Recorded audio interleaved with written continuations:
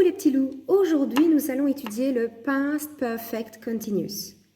Alors, comme pour tous les autres temps, nous allons démarrer par comment former le Past Perfect Continuous. J'ai envie de vous dire, c'est comme pour tous les temps continus. On conjugue be au Past Perfect Simple et on ajoute le verbe en ing. Ça donne quoi? Ça donne sujet plus had been plus le verbe en ing.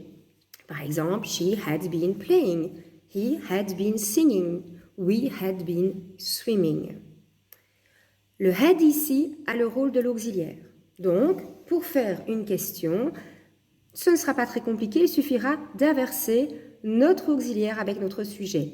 Had plus sujet plus been plus le verbe en ing. Et pour faire une négation, il suffira d'ajouter la négation not à notre auxiliaire, donc sujet plus had not. Évidemment, le 3/4 du temps, on utilisera la forme contractée, donc hadn't, plus been, plus le verbe en ing. Ça, évidemment, c'était la partie pas très compliquée. Maintenant, la question à se poser, c'est quand dois-je utiliser le Past Perfect Continuous? Bien, j'ai envie de vous dire, c'est un petit peu comme le Past Perfect Simple. On l'utilise pour parler d'une action qui s'est passée avant une autre action du passé. Vous allez me dire, mais alors, c'est quoi la différence avec le Past Perfect Simple? Pourquoi on a deux temps différents? Bien, la différence, elle n'est pas très grande. C'est juste que quand on utilise le Past Perfect Continuous, on va insister sur la durée de cette action qui s'est passée avant une autre action du passé ou sur le fait qu'elle a continué à avoir lieu dans le passé. Regardez, ici, on a un exemple concret. Donc, vous voyez, là, je regarde par la fenêtre et je vous dis que c'est hier matin que j'ai regardé par la fenêtre.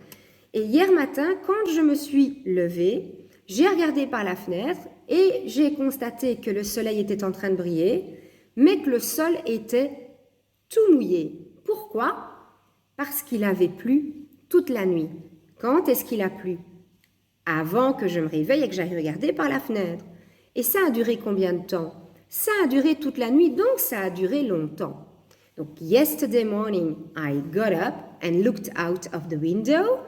Là, nous avons nos actions au simple past. The sun was shining, but the ground was very wet. It had been raining all night. Il avait plu, ça s'est passé avant que je me lève et ça a duré all night. Voilà, je dois vous avouer qu'il n'y a pas grand-chose à ajouter sur le Past Perfect Continuous. Alors, à vos bics, à vos crayons, à vos exercices.